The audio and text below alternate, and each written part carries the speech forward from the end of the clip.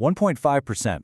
Let that sink in for a second. That is the strict compounding monthly penalty you are going to face if you miss your property tax deadline in Peoria County. There's absolutely no grace period, and if you leave it unchecked, that number is going to snowball into some very serious financial trouble, literally putting your property ownership at risk. Welcome to This Explainer. Okay, today we are making absolutely sure that 1.5% penalty never applies to you. Under Peoria County Treasurer Brandon Martin, the county rolled out a modernized online and on-time system. My goal today is to empower you, whether you're a total computer novice or a tech pro, to confidently use this digital portal to pay your property taxes securely, accurately, and well before any deadlines. So here is our quick roadmap for today: community impact, deadlines and penalties, prepayment prep, online portal steps, fees, and finally troubleshooting. Let's get right into it. Section 1. Community Impact. You know, every single year, the Peoria County Treasurer's Office mails out over 82,000 real estate tax bills. That adds up to over $350 million collected annually. But the county doesn't just sit on that money. It's actually distributed every 4 weeks during collection time to over 150 taxing districts. Think of it as a massive direct investment back into your local governmental bodies, vital public services, and most importantly, our community public schools. Section 2. Deadlines and penalties. All right, let's look at the actual timeline of your tax bill. These are typically scheduled to be mailed out by May 1st.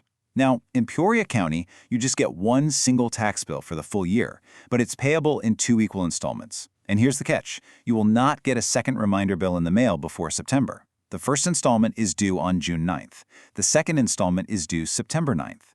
And finally, if taxes remain unpaid, the high-stakes annual tax sale takes place in November. The peace of mind that comes with an on-time payment is huge, especially when you compare it to the cascading consequences of paying late. Remember that 1.5% penalty we talked about at the start? Yeah, that kicks in immediately. By mid-October, when final delinquent notices go out, an extra $10 registered mail and publication fee is slapped onto your bill. If you still haven't paid by early November, your property's taxes will literally be auctioned off at the tax sale. That adds another $113 or more in statutory fees, and it seriously jeopardizes your property ownership. Section 3. Prepayment prep. Okay, pause for a second. Are you truly prepared to start the digital payment process? Trying to hunt down your info while a website times out on you is incredibly frustrating, right? So let's get organized first. Here is exactly what you need sitting right next to you. First up, your 10-digit parcel number. You can find this right on your physical tax bill, and when you enter it online, you can do it with or without the dashes. Second, if you are searching by name, you absolutely need your exact last name as it's printed on the bill. And third, a valid email address. The Invoice Cloud digital portal requires an email to create your account, to set up secure login credentials that protect your financial data, and of course, to send you your official digital receipts. Section 4. Online portal steps. Okay, here's how you do it. Start by navigating to the property tax portal from the county's website. Step 1 is vital. You have to select the real estate category on the main landing page before you even try to log in. If you skip this, you're going to get an authentication error. Step 2, use the search interface to find your property. Step 3, once the system finds your parcel, look for the current tax year and select the active parcel checkbox right next to it. Finally, Step 4, click the Create Online Account button at the bottom of the screen. This locks in your secure profile so you can set up handy features like autopay or paperless billing.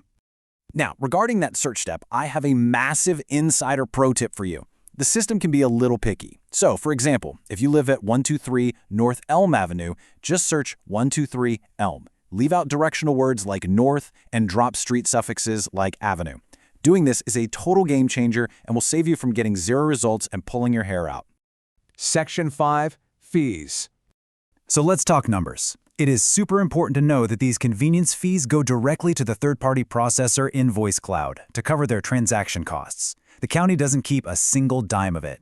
If you want the absolute best value, definitely choose the e-check option. It's a really affordable, flat fee of just $1.01. Now, if you prefer using a credit card, debit card, Apple Pay, Google Pay, PayPal, or Venmo, you're looking at a 2.65% convenience fee based on your total payment. And if you decide to skip the website entirely and pay by phone using the automated 855 number, they add a 95-cent service fee per parcel on top of the convenience fee. Section 6. Troubleshooting. Okay, huge warning here. A really common point of confusion is the difference between the City of Peoria and Peoria County. They are entirely different governmental bodies using completely different databases. The city treasurer handles things like stormwater bills and parking tickets over at City Hall on Fulton Street. The county treasurer handles property taxes at the courthouse on Main Street. If you accidentally drop your county property tax payment into the City Hall's 24-hour drop box, they simply cannot process it. Your payment will be misdirected, it will not clear your liabilities, and it could very well make your account delinquent. Just a few final troubleshooting facts to keep in your back pocket.